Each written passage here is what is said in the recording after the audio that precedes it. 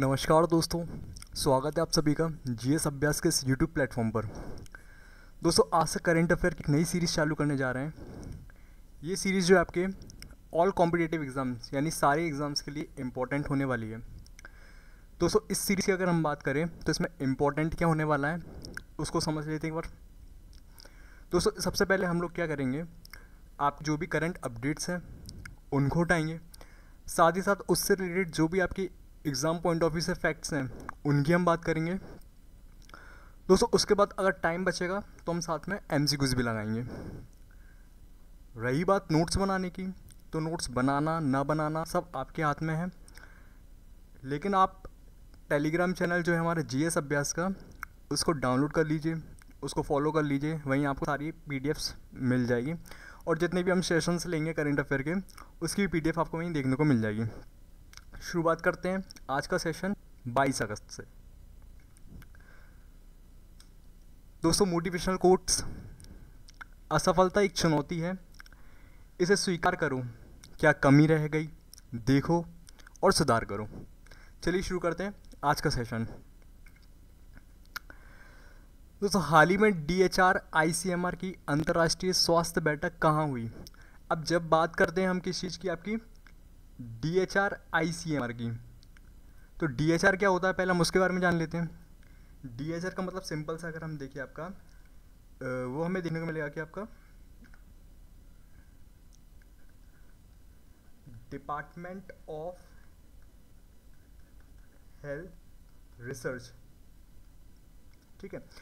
DHR का मतलब simple सा आपका क्या है, डिपार्टमेंट ऑफ हेल्थ रिसर्च। वहीं अगर हम बात कर रहे हैं आपके आईसीएमआर की, आईसीएमआर क्या है, Indian council of medical research, ठीक है। इसकी स्थापना कहाँ पर हुई? आईसीएमआर की अगर हम बात कर रहे हैं, इसकी स्थापना कहाँ पर हमें देखने को मिलती है? आपकी न्यू दिल्ली में, ठीक है। कहाँ पर है आपका ये आपका न्यू दिल्ली में हमें देखने को मिलेगा, माफ़ कीजिएगा, न्यू दिल्ली में देखने को मिलेगा। इस्टेब्लिशमेंट की अगर हम बात करें तो आपको देखने को मिलेगा आपका 1911 में, ठीक है। अब प्रश्न है आपका, हाल ही में डीएचआर आईसीएमआर की अंतर्राष्ट्रीय स्वास्थ्य बैठक कहाँ हुई? ठीक है। इसका स्थापना की अगर हम बात करें तो हमें देखने को मिलती है आपकी कहाँ पे, सुषमा स्वराज भवन, सुषमा स्वराज भवन जो कि कहाँ पर है आपका, नई दिल्ली में, ठीक है। प्रकार की अगर हम बात करें तो क्षेत्रीय स्वास्थ्य बैठक है ये आपकी। इसका जो उद्देश्य है वो आपका हो जाएगा रिसर्च प्लेटफॉर्म सहयोग में, ठीक है। शामिल देश कौन कौन से इसमें, तो नेपाल हो जाएगा, श्रीलंका है, भूटान है। किस मंत्रालय के अंतर्गत आता है? तो आता है आपका स्वास्थ्य एवं परिवार कल्याण मंत्रालय के अंदर आता है। इतना क्लियर है? नेक्स्ट देखते हैं। हाल ही में MDONER ने PVS पोर्टल लॉन्च किया। तो MDONER का मतलब जान लेते क्या है आपका, तो सिंपल सा है आपका, MDONER का मतलब सिंपल सा है, क्या है आपका, ministry of development of north eastern region. क्या आपका, मैं बता देता हूँ, ministry of development of north eastern reason,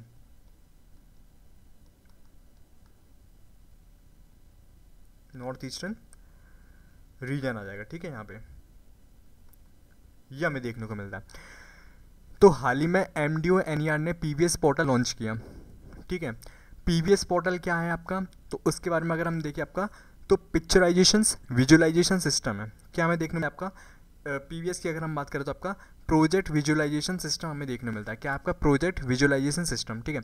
इसका उद्देश्य की अगर हम बात करें, इसका उद्देश्य क्या है, तो वो होता है आपका क्या, जो आपका पुराना सिस्टम हमें देखने को मिलता था, जैसे कोई आपकी जो रिपोर्ट्स वगैरह है पहले आपके ईमेल के थ्रू सबमिट होती थी, है ना। कोई आपकी कुछ अपडेट्स वगैरह होती थी कि एक मिनिस्ट्री से दूसरे मिनिस्ट्री तक पहुंचाना हो, तो पहले क्या होता था आपका ईमेल के थ्रू या फिर आपका फिजिकली थ्रू हम आपका जो है देखने को मिलता था, ठीक है।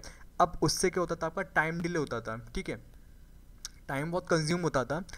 अब वो ना करके PVS पोर्टल लॉन्च कर दिया गया है, ठीक है। प्रोजेक्ट विजुअलाइजेशन सिस्टम इसको लॉन्च कर दिया गया है। इससे क्या आपका टाइम जो है आपका बचेगा, जो भी है आपका पोर्टल पे अपडेट जारी कर दिया जाएगा, ठीक है। यहाँ पर है कब ये लॉन्च हुआ, तो अगर हम इसकी लॉन्च की अगर हम बात करें तो आपका लॉन्च कब हुआ है, आपका 21 अगस्त को, 21 अगस्त 2025 को आपका जो है PVS पोर्टल लॉन्च हुआ। कौन सा? PVS पोर्टल लॉन्च हुआ, ठीक है।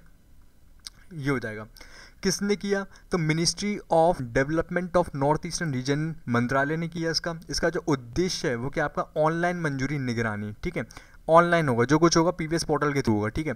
अब ईमेल के थ्रू नहीं होगा, ना ही किसी फिजिकली रूप में होगा, ठीक है। पार्सल वगैरह होता है ना आपका जो पोस्ट ऑफिस के थ्रू, ऐसा कुछ नहीं होगा, सीधा क्या होगा आपका पीवीएस पोर्टल के थ्रू आपकी जो है अपडेट दे दी जाएगी जो भी है, ठीक है। तो नया तरीका है आपका डिजिटल स्वीकृति इसको प्रदान की गई है, ठीक है। चलिए नेक्स्ट देखते हैं। हाल ही में संस्कृति मंत्रालय ने युवा कलाकार छात्रवृत्ति योजना लागू की, ठीक है। तो क्या बात की गई यहाँ पे, किस मंत्रालय ने की गई है? आपकी संस्कृति मंत्रालय ने क्या किया है? आपका युवा कलाकार छात्रवृत्ति योजना लागू की है। पहली चीज़ हम जानते हैं इसका लाभार्थी कौन होगा, है ना, किसको इसका लाभ मिलेगा? तो दोस्तों जो 18 से 25 साल की एज के यंग है, यूथ है, ठीक है, 18 से 25 साल की जो आपकी यूथ है, उनको क्या है इसमें फ़ायदा देखने को मिलेगा, उनको मिलेगा इसका, ठीक है, फ़ायदा। वहीं क्या सबको देखने को मिलेगा? सबको नहीं मिलेगा, केवल उनको मिलेगा जो पात्रता, यानी अगर हम एलिजिबिलिटी की बात करें कौन इसके एलिजिबल हैं, तो जिनका संबंध जो है आपका कायम है भारतीय शास्त्रीय से रहा हो, शास्त्रीय लोक स्वदेशी या फिर रंगमंच कलाओं से रहा है, केवल उनको मिलेगा। और उनकी एज क्या होनी चाहिए? आपकी 18 से 25 होना चाहिए, ठीक है। योजना का उद्देश्य की अगर हम बात करें तो क्या आपका शास्त्रीय संगीत, नृत्य और ललित कला को क्या है आपका बढ़ावा देना है, ठीक है। किस चीज़ को? जो भी आपकी जो ललित संगीत या आपकी जो नृत्य है या फिर ललित कला है उनको क्या करना, आपको बढ़ावा देना है, ठीक है। वहीं अगर हम बात करें योजना का लाभ जो है आपको किसको मिलेगा? आपके 18 से 25 साल के यूथ को मिलेगा, ठीक है। छात्रवृत्ति कितनी दी जाएगी? तो उसकी अगर हम बात करें तो वह आपकी 5,000 रुपये प्रति माह दी जाएगी, ठीक है, 5,000 रुपये प्रति माह दी जाएगी। और कब तक दी जाएगी उसकी अगर हम बात करें तो वो दी जाएगी आपकी 2 साल तक, ठीक है, 2 साल तक हमें इसको देखने को मिलेगा, ठीक है। यह योजना जो है आपकी संस्कृति मंत्रालय और जो आपकी भारत सरकार के अंतर्गत जो है आपको देखने को मिलेगी, ठीक है, संचालित की जा रही है इनके अंतर्गत, ठीक है। नेक्स्ट देखते हैं हाल ही में लोकसभा। अच्छा दोस्तों एक चीज़ और, अब बात अगर युवा से आई है तो हमें पता होना चाहिए, युवा से आपकी जो बात आई है युवा से, तो युवा दिवस कब मनाया जाता है? तो युवा दिवस मनाया जाता है आपका 12 जनवरी को, ठीक है, 12 जनवरी को जो है आपका युवा दिवस मनाया जाता है, ठीक है, युवा दिवस मनाया जाता है। युवा दिवस किस लिए मनाया जाता है या फिर किसकी बर्थ एनिवर्सरी है? तो वो हो जाएगी आपकी किसकी? स्वामी विवेकानंद की, ठीक है, विवेकानंद की आपकी जो है एनिवर्सरी है, बर्थ एनिवर्सरी, ठीक है, स्वामी विवेकानंद, ठीक है, स्वामी विवेकानंद की जो है हमें बर्थ एनिवर्सरी देखने को मिलती है। स्वामी विवेकानंद का दूसरा नाम क्या है? ये भी इंपॉर्टेंट हो जाएगा हमारे एग्जाम पॉइंट ऑफ व्यू से। तो इनका जो दूसरा नाम है वो है आपका क्या? नरेंद्रनाथ दत्त, नरेंद्रनाथ दत्त, नरेंद्रनाथ दत्त, ठीक है, ये हो जाएगा। नेक्स्ट देखते हैं, हाल ही में लोकसभा का सत्र संपन्न हुआ, ठीक है। तो हाल ही में अगर हम देखें तो हमारी जो लोकसभा है उसका जो सत्र है वो आपका क्या है? संपन्न हुआ। लोकसभा, लोकसभा की अगर हम बात करें, एक सेकेंड, लोकसभा की अगर हम बात कर रहे हैं तो सबसे पहले हम आ जाते हैं हमारे संविधान पे, ठीक है। संविधान की अगर हम बात करें फिर कॉन्स्टिट्यूशन की, किस पार्ट में हमें देखने को मिला या फिर किस भाग की अगर हम बात करें तो आपका हो जाएगा पार्ट 5 में, भाग 5 में देखने को मिला हमें। अच्छा, पार्ट 5 की जो हेडिंग है वो क्या है आपकी? द यूनियन, संघ, ठीक है। आर्टिकल की अगर हम बात करें लोकसभा किस आर्टिकल के अंदर आता है, किस अनुच्छेद के अंदर आता है, तो आपका आ जाएगा आर्टिकल नंबर 79। यहाँ तक क्लियर होना चाहिए, ठीक है। लोकसभा के अगर हम स्पीकर की बात करें, इसका अध्यक्ष होता है जो, ठीक है, लोकसभा का जो अध्यक्ष है उसको स्पीकर कहते हैं, ठीक है। ये भी किसके अंदर आता है? ये भी पार्ट 5 के अंदर आता है ना, भाग 5 के अंदर आता है। और इसका जो आर्टिकल है, इसका जो आर्टिकल है वो हमें देखने को मिला आपका कितना? 93 है, ठीक है।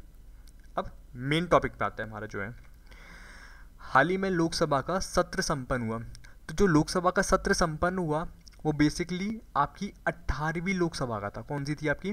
जो आपकी 18वीं लोकसभा का सत्र संपन्न हुआ। कौन सा सत्र संपन्न हुआ?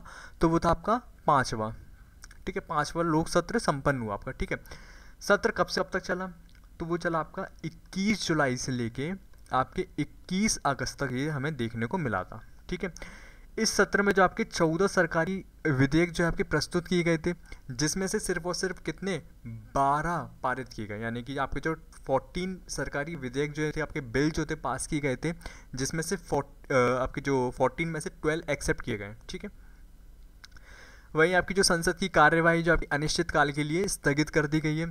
यह सत्र भारतीय लोकतंत्र में विधायी प्रक्रिया की सक्रियता का प्रतीक है। ठीक है, अब वहीं अगर हम बात करें आपके स्पीकर अभी प्रेजेंट में कौन है आपके लोकसभा के, तो वो हो जाएंगे यहाँ पे कौन, ओम बिरला। ठीक है, ये हो जाएगा। ठीक है, तो हाल ही में लोकसभा का सत्र कौन सा लोकसभा थी, 18वीं लोकसभा थी। कौन सा सत्र था, 5वां था। ठीक है, जिसमें 14 में से 12 बिल जो है आपके एक्सेप्ट किए गए हैं। ठीक है, और प्रेजेंट आपका जो स्पीकर है वो कौन है, आपका ओम बिरला। ठीक है, नेक्स्ट देखते हैं। यहाँ क्लियर होना चाहिए हमें लोकसभा किस आर्टिकल के अंदर आती है, किस पार्ट के अंदर आती है, स्पीकर किस पार्ट के अंदर आता है, किस आर्टिकल के अंदर आता है, ये हमने बात कर ली है। नेक्स्ट देखते हैं, हाल ही में कौन सा भारतीय अंतर्राष्ट्रीय अंतरिक्ष स्टेशन, यानी कि आपका अंतरिक्ष स्टेशन की अगर हम बात करें, यानी कि आपके IS आपका जो कौन सा है, ISS, यानी कि आपका इंटरनेशनल स्पेस स्टेशन। ठीक है, तो कौन पहुंचा आपका अंतर्राष्ट्रीय अंतरिक्ष स्टेशन पर, तो वो जाएंगे आपके कौन, शुभांशु शुक्ल। ठीक है, कौन हो जाएंगे आपके, शुभांशु शुक्ला हो जाएंगे। ठीक है, अच्छा शुभांशु शुक्ला की अगर हम बात कर रहे हैं आपके शुभांशु शुक्ला की, शुभांशु शुक्ला की अगर हम बात करें तो इनका संबंध या फिर इनकी जो बर्थ अगर हम बताएं तो कहाँ पर हुआ था, तो इनका हुआ था आपका लखनऊ में, लखनऊ उत्तर प्रदेश में। ठीक है, इनका संबंध लखनऊ उत्तर प्रदेश से रहा था। क्या हुआ था, हाल ही में कौन सा भारतीय अंतर्राष्ट्रीय अंतरिक्ष स्टेशन पहुंचा, तो ग्रुप कैप्टन शुभांशु शुक्ला। ठीक है, ISS आपका जो इंटरनेशनल स्पेस आपका इंटरनेशनल स्पेस स्टेशन पहुंचने वाले पहले भारतीय बने। ठीक है, यह मिशन युवाओं को विज्ञान और अनुसंधान के प्रति प्रेरित करेगा। शुभांशु शुक्ला भारतीय वायुसेना में संबंध रहे, इनका संबंध जो आपका वायुसेना से रहा था। ठीक है, नेक्स्ट हम बात कर लेते हैं, हाल ही में लखपति दीदी योजना में कितनी महिलाएं जुड़ी। ठीक है, कितनी महिलाएं जुड़ी ये इंपॉर्टेंट नहीं है, इम्पॉर्टेंट आपके लिए रहेगा लखपति दीदी योजना कब आई, इसका संबंध किस मिनिस्ट्री से है, किसके अंतर्गत आती है, वो हम एक बार बात कर लेते हैं। दोस्तों एक चीज़ याद रखना है आपको, जो आपका नेशनल रूरल लाइवलीहुड मिशन है, ठीक है, नेशनल रूरल लाइवलीहुड मिशन है, आपका कब आया था, ये आपका आया था 2011 में। ठीक है, इसका बाद में नाम चेंज करके क्या बनाया गया आपका दीनदयाल अंत्योदय योजना। ठीक है, योजना दीनदयाल अंत्योदय योजना, इसका नाम चेंज करके बना दिया गया है। ठीक है, इसका नाम चेंज कब हुआ, तो ये हुआ था आपका 2016 में। ठीक है, इसी के अंतर्गत कौन सी आती है आपकी जो लखपति दीदी योजना। ठीक है, आपकी जो लखपति दीदी योजना है, लखपति दीदी योजना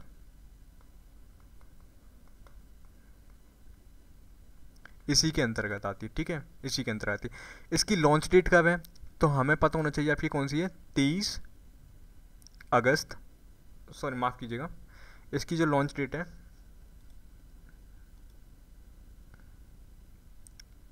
वो आपकी आई थी 2023 को।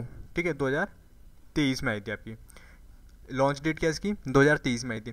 कितनी लखपति दीदी योजना का इनका लक्ष्य था, आपका लगभग आपकी 3 करोड़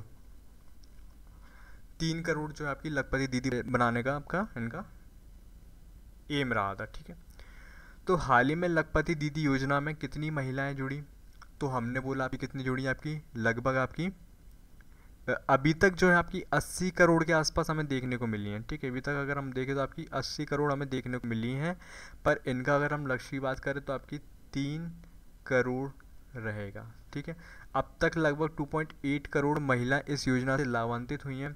इसका उद्देश्य की अगर हम बात करें तो महिलाओं को आत्मनिर्भर और साथ ही साथ आपका आर्थिक रूप से सक्षम बनाना है। ठीक, जो आपकी महिलाएं हैं, महिलाओं को क्या करना है, इनको आत्मनिर्भर बनाना है, वुमेन एम्पावरमेंट की यहाँ पर बात देखने को मिली है। ठीक है, और जो आपकी जो ग्रामीण महिलाएं, जो आपकी रूरल की महिलाएं है ना, उनको सशक्तिकरण की बात की गई है। ठीक है, ओवरऑल बात करें तो वुमेन एम्पावरमेंट की यहाँ पर बात देखने को मिली है। ठीक है, नेक्स्ट देखते हैं हम आपकी, हाल ही में खाद्य प्रसंस्करण मंत्रालय ने कितनी इकाइयों को सहायता दी। ठीक है, किसकी हम बात कर रहे हैं, खाद्य प्रसंस्करण मंत्रालय ने कितनी इकाइयों को, तो कितनी इकाइयों की अगर हम बात करें तो दी आपकी 34 लाख इकाइयों को। ठीक है, 34 लाख इकाइयों को क्या दिया, आपकी सहायता प्रदान की है। किस मंत्रालय के अंतर्गत आता है, तो आपका आता है PMFME योजना के अंतर्गत। ठीक है, यानी कि प्रधानमंत्री, ठीक है, फॉर्मलाइजेशंस ऑफ माइक्रो, प्रधानमंत्री formalisations of micro food processing enterprise के अंतर्गत ये हमें देखने को मिलता है। ठीक है, इसके तहत कितनी आपकी 1.4 लाख इकाइयों को सहायता प्रदान की गई है। ठीक है, कितनी को, 1.44 लाख इकाइयों को सहायता दी गई। ठीक है दोस्तों, माफ़ कीजिएगा, यहाँ पर मैंने 34 लाख लिखा था, इसका जो है एक्चुअल डाटा वो है आपका 1.44 लाख इकाइयों को। ये आपकी स्टार्टिंग है, स्टार्टिंग में इतना था, प्रेजेंट में इतना है। ठीक है, मंत्रालय की प्रमुख योजनाओं की अगर हम बात करें तो आपकी कौन सी, आपकी किस योजनाओं में इसके अंतर्गत आती है, खाद्य प्रसंस्करण के अंदर प्रधानमंत्री किसान संपदा योजना एक ये आ जाएगी, और प्रधानमंत्री फूड, आपका हम जो भी पढ़ के आए थे आपकी प्रधानमंत्री फॉर्मलाइजेशंस ऑफ आपकी फूड माइक्रो एंटरप्राइज। ठीक है, ये आ जाएगी आपकी। उद्देश्य में इकाइयों को वित्तीय व तकनीकी सहयोग प्रदान करना है, योजनाओं से MSME क्षेत्र को बढ़ावा देना और रोजगार के अवसर बढ़े, इस उद्देश्य के साथ ये योजना लाई गई थी। ठीक है, नेक्स्ट देख लेते हैं हम आपकी सलीमा टेटे की अगर हम बात करें तो सलीमा टेटे जो है आपके एशिया कप 2025 के लिए भारतीय महिला हॉकी टीम की कप्तान होंगी। ये दोस्तों जो आप ये देख रहे हैं, ये आपकी कौन है, सलीमा टेटे। कौन है ये, सलीमा टेटे। इनका संबंध किससे रहा था, आपका एशिया कप 2025 में हॉकी टीम की आपकी कौन रही है, आपकी कप्तान रही है। ठीक है, हॉकी टीम की कौन रही है, कप्तान रही है। ठीक है, तो सलीमा टेटे नाम याद रखना। नासा ने यूरेनस का 29वां चंद्रमा खोजा। ठीक है, नासा की अगर हम बात करें तो नासा ने आपका जो है 29th जो है आपका मून खोजा। कहाँ पर खोजा, यूरेनस पे। ठीक है, इसका नाम क्या रखा गया, तो नाम इसका रखा गया था S2025 UI। ये नाम याद रखना आप। जो अभी प्रेजेंट में आपका जो नासा ने यूरेनस का 29वां चंद्रमा खोजा, जिसका नाम रखा गया क्या, S2025 U1। ठीक है, ये इसका नाम हो जाएगा। ये मून है जो अभी खोजा गया था नासा के द्वारा। ठीक है, 2025 में भारत के लिए पहला स्वर्ण पदक जीता, किसने जीता, नाम याद रखना। तो 2025 में भारत के लिए पहला स्वर्ण पदक जीतने वाली थी कौन, आपकी तपस्या। तपस्या कहाँ पर जीता, बल्गेरिया में। कहाँ पर जीता, बल्गेरिया में। किस फील्ड में जीता, तो अंडर-20 रेसलिंग चैंपियनशिप में, रेसलिंग चैंपियनशिप। ठीक है, कुश्ती में। तो तपस्या नाम याद रखेंगे हम। इन्होंने जो है आपका भारत के लिए पहला स्वर्ण पदक जीता, कहाँ पर जीता, बल्गेरिया में। बल्गेरिया की अगर हम बात करें, कहाँ हमें देखने को मिलता है आपका, तो साउथ ईस्टर्न यूरोप में हमें देखने को मिलेगा, है ना, दक्षिण पूर्वी यूरोप में हमें देखने को मिलेगा आपका बल्गेरिया। बल्गेरिया की अगर हम कैपिटल की बात करें क्या है, तो वो जाएगी आपकी क्या, सोफिया। सोफिया जो इसकी कैपिटल है।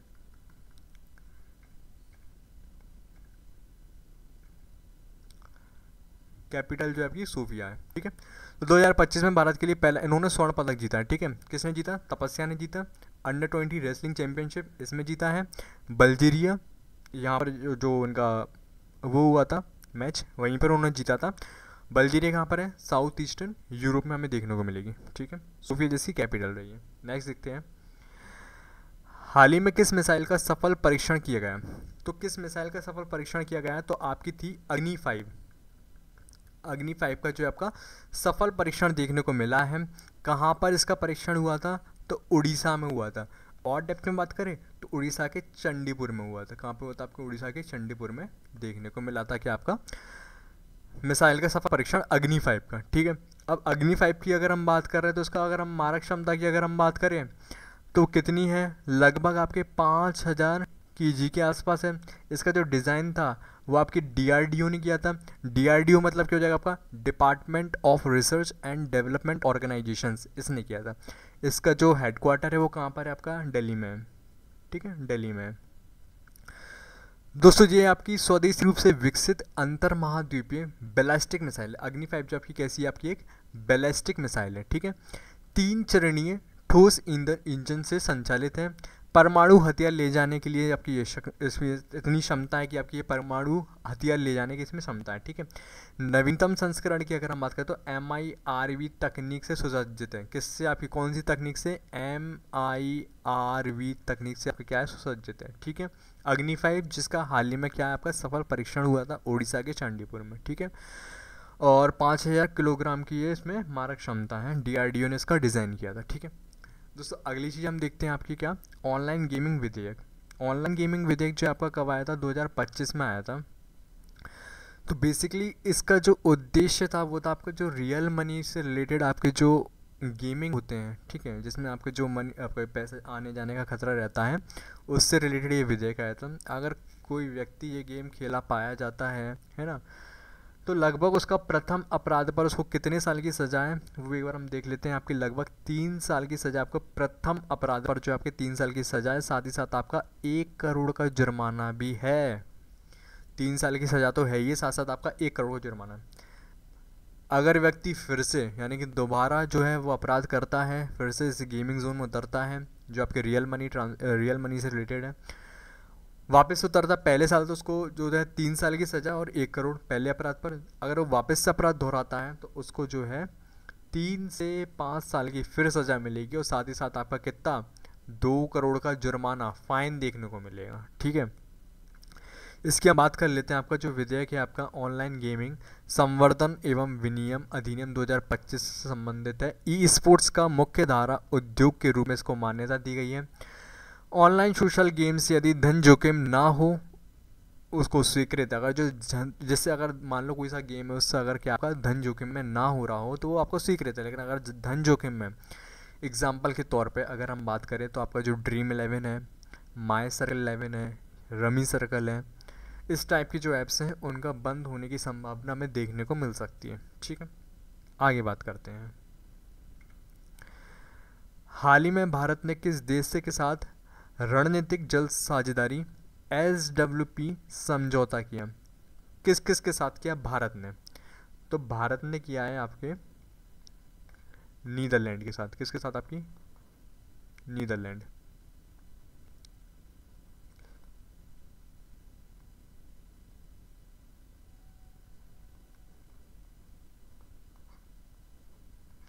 भारत नीदरलैंड। तो दोस्तों हाल ही में भारत ने किस देश के साथ रणनीतिक जल साझेदारी SWP समझौता किया? तो उसका आंसर है आपका क्या, भारत और नीदरलैंड दोनों ने आपस में क्या समझौता किया था, किसको रिलेटेड, जल साझेदारी को रिलेटेड। इसका उद्देश्य की अगर हम बात करें तो इनका उद्देश्य क्या था, आपका जल प्रबंधन करना है, यानी कि वाटर मैनेजमेंट करना है। साथ ही साथ आपकी जो है ज्ञान व तकनीकी सहयोग उसका भी उन्होंने ध्यान रखा है, ये भी आपको उद्देश्य में आ जाएगा। भारत डच उत्कृष्ट केंद्र यानी सेंटर ऑफ एक्सीलेंस की स्थापना। फोकस जो था वो क्या आपका नदियों का प्रबंधन करना है, जल गुणवत्ता पर ध्यान देना है, कृत्रिम बुद्धिमत्ता। ठीक है, ये इनका क्या आपका फोकस है। इसकी फंडिंग की अगर हम बात करें तो फंडिंग जो आपकी 10 ईयर्स में, फंडिंग की अगर हम बात करें तो आपकी जो है 10 ईयर्स में कितनी, 36.23 करोड़, ठीक है, आवंटित किया गया। इसकी जो फंडिंग है कितनी इसको मिली है, 10 वर्षों में आपकी 36.3 आपकी 23 करोड़ हमें देखने को मिली है। ठीक है, आपके लिए इंपॉर्टेंट क्या हो जाएगा एग्जाम पॉइंट ऑफ व्यू से, जो आपकी SWP समझौता है किस किस के बीच में हुआ, तो हम लिखेंगे आपकी इंडिया एंड नीदरलैंड, इनके बीच में हुआ। ठीक है, नेक्स्ट देखते हैं। प्रधानमंत्री रोजगार सृजन कार्यक्रम। प्रधानमंत्री रोजगार सृजन कार्यक्रम की अगर हम बात कर रहे हैं तो हमें पता होना चाहिए कि आपका किस मंत्रालय के अंतर्गत आता है या फिर किस मिनिस्ट्री के अंदर ही आता है। तो आपका हो जाएगा MSME, यानी कि आपका ministry of small and medium enterprise. ठीक है, इसके अंतर्गत आता है PMEGP, यानी कि प्रधानमंत्री आपका जो रोजगार सृजन कार्यक्रम है उसकी हम बात कर रहे हैं आपका। ठीक है, किस मंत्रालय के अंदर किस मंत्रालय के अंतर्गत आता है आपका MSME के अंतर्गत आता है। ठीक है, एमएसएमई इसका संचालन कर रही है, एमएसएमई। ठीक है, आपका जो हम कार्यान्वयन की अगर हम बात करें तो आपके खादी व ग्रामोद्योग आयोग इसका जो है कार्यान्वयन है। ठीक है, ग्रामीण इसका किसको इसका लाभ लाभ देखने को मिलेगा, तो आपका हो जाएगा जो ग्रामीण है, जो आपके ग्रामीण के जो आपके SC ST हैं वो उनके लाभार्थी हैं। ठीक है, इनको जो आपका 4% का आरक्षण देखने को मिलेगा एमएसएमई की खरीद पर, जो आपका 4% का आरक्षण हमें देखने को मिलेगा। साथ ही साथ अगर हम बात करें आपकी इनको सब्सिडी भी दी जाएगी अधिक से अधिक। ठीक है, लघु उद्योग हेतु 20 लाख तक के गारंटी मुक्त ऋण, लघु उद्योग हेतु 20 लाख तक का इनको क्या है गारंटी मुक्त ऋण की हमें बात करें, लोन की इसमें बात की गई। ठीक है, नेक्स्ट देखते हैं हम आपका यमुना जल पाइपलाइन परियोजना। ठीक है, यमुना जल पाइपलाइन परियोजना, पहली चीज़ हम जानते हैं आपका यमुना नदी की अगर हम बात करें तो दोस्तों यमुना नदी का अगर हम आपकी बात करें इसका ओरिजिन यानी कि आपका जो उद्गम स्थल है कहाँ देखने को मिलता है, उत्तराखंड। उत्तराखंड में कहाँ पर आपका जो आपका यमुनोत्री ग्लेशियर है वहाँ से। ठीक है, यमुना नदी का जो उद्गम स्थल है आपका यमुनोत्री ग्लेशियर उत्तराखंड, यह हमें देखने को मिलेगा। ठीक है, तो यमुना जल पाइपलाइन परियोजना किन दो राज्यों के बीच में हुई है, किस दो राज्यों के बीच में हुई है, तो हम देख लेते हैं आपकी दूसरी आम है देखने मिला आपका राजस्थान एंड हरियाणा, राजस्थान और हरियाणा के बीच में आपका जो है यमुना जल पाइपलाइन परियोजना इन दो राज्यों के बीच में हमें देखने मिले। इसका जो जल स्रोत है ना वो आपका हथनीकुंड बैराज, हथनीकुंड बैराज से यमुना का पानी यहीं से लिया जाएगा आपका, है ना।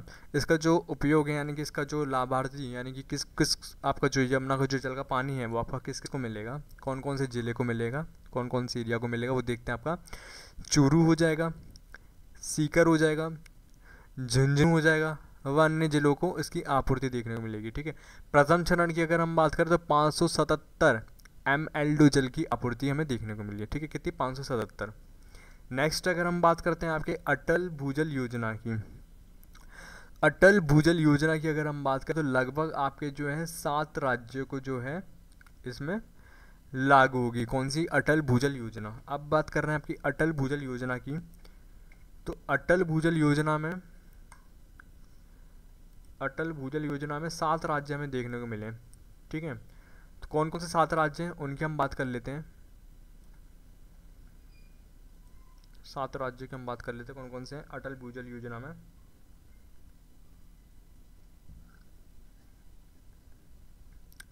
पहला हो जाएगा आपका मध्य प्रदेश, दूसरा हो जाएगा आपका उत्तर प्रदेश, फिर आपका आ जाएगा महाराष्ट्र, आपका आ जाएगा गुजरात, राजस्थान, कर्नाटका और हरियाणा। ये आपके क्या है 7 राज्य हमें देखने को मिल जाएंगे। ठीक है, तो अटल भूजल योजना की अगर हम बात करें तो अटल भूजल योजना कितने राज्यों में लागू हुई है, तो इसका आंसर हो जाएगा 7 राज्य में। 7 राज्य कौन थे ये हम देख के आ गए आपके। ठीक है, मध्य प्रदेश, उत्तर प्रदेश, महाराष्ट्र, गुजरात, राजस्थान, कर्नाटक और हरियाणा। ठीक है, लाभ जो है अगर हम बात करें तो आपका 8203 जल संकट ग्रस्त ग्राम पंचायतें। ठीक है, जो आपकी जो ग्राम पंचायतें जो कि आपको जल संकट ग्रस्त हैं तो उनको दिया जाएगा इसका लाभ। ठीक है, फिर इसका जो फोकस है वो कहाँ पर आपका भूजल संरक्षण व प्रबंधन पर है ना, उसका प्रबंधन करना, मैनेजमेंट करना है। अवधि की अगर हम बात करें तो आपके 2021 से लेकर 2024 तक 9.78 लाख अभ्यर्थियों की इसमें बात की गई है। तकनीकी की अगर हम बात करें तो आपका कौन सा आपका ड्रिप का इसमें यूज़ किया जाएगा, किसका, ड्रिप का। स्प्रिंकलर होता है उसका इसमें यूज़ किया जाएगा। साथ साथ आपकी जो मल्चिंग होती है, पॉली हाउस होती है, इनका इसमें यूज़ किया जाएगा। ठीक है, अब तक यानी कि अगर हम प्रेजेंट की बात करें, प्रेजेंट अभी हम कब तक क्या देखने को मिला आपका 81,700 जल संरचना का निर्माण नवीनीकरण। ठीक है, कितना आपका हमें देखने मिला आपका 81,700 जो है आपका नवीनीकरण। यहाँ पर क्या अब तक हमें इतना देखने को मिला है। ठीक है, नेक्स्ट हम बात करते हैं आपकी नल से जल मिशन। नल से जल मिशन की अगर हम बात करें तो इसका जो शुरुआत हुई थी वो कब हुई थी आपकी अगस्त 2019 में। ठीक है, नल से जल मिशन की अगर हम बात करें तो इसकी शुरुआत कब हुई थी आपकी, अगस्त 2019 में इसकी शुरुआत हुई थी। अब तक जो है आपका 15 करोड़ घरों में जो है आपका नल कनेक्शन देखने को मिला है, नल कनेक्शन देखने को मिला है, ठीक है, नल कनेक्शन देखने को मिला है 15 करोड़, ठीक है, घरों में जो आपका नल जल कनेक्शन हमें देखने को मिला है, ठीक है। तो नल से जल मिशन कब शुरू हुआ, तो इसका आंसर हो जाएगा आपका अगस्त 2019। दोस्तों अगर आपको डेट याद है, अच्छी बात है, याद नहीं है तो कम से कम इतनी कोशिश कीजिए कि आपका जो ईयर है, ईयर आपको याद रहे, ठीक है। बाकी मंथ या फिर जो डेट है वो ज़्यादा मैटर नहीं करेगी, लेकिन ईयर इंपॉर्टेंट आपके लिए हो जाएगा, ठीक है, ये करना, ठीक है। उद्देश्य की अगर हम बात करें तो आपका क्या, आपका हर ग्रामीण परिवार को नल कनेक्शन हमें देखने को मिला, ठीक है। तो कितना हुआ अब तक, 15 करोड़ घरों में जो आपका नल कनेक्शन देखने को मिला है। माना कितना आपका 55 लीटर प्रति व्यक्ति प्रतिदिन, कितना दिया जाएगा आपका 55 लीटर दिया जाएगा प्रति व्यक्ति को प्रतिदिन के हिसाब से, ठीक है। 2.63 गांव जो है आपके हर घर जल घोषित किए गए, आपका कितना 2.63 गांव जो है आपके 100%, यहाँ पर याद रखना 100% जो आपके हर घर जल घोषित किए गए, कितना 2.63%, ठीक है। दोस्तों एक चीज़ और,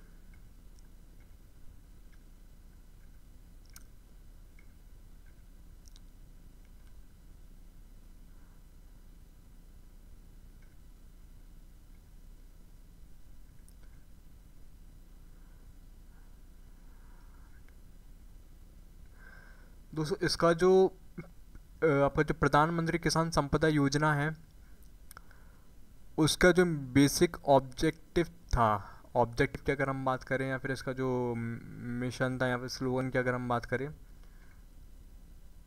स्लोगन की अगर हम बात करें तो क्या था आपका, हर स्लोगन क्या था आपका,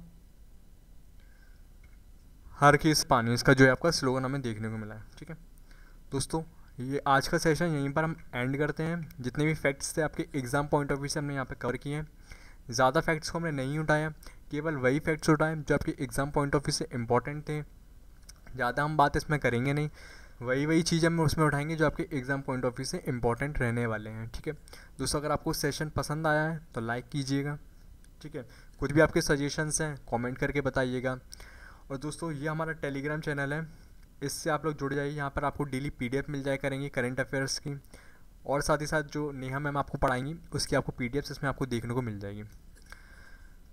दोस्तों आज के लिए बस इतना ही, पहला सेशन था, जो भी कुछ गलतियाँ हुई हो माफ़ कीजिएगा। कोशिश करेंगे आने वाले सेशंस और भी अच्छे हों। तो धन्यवाद दोस्तों, आपका दिन शुभ हो, धन्यवाद।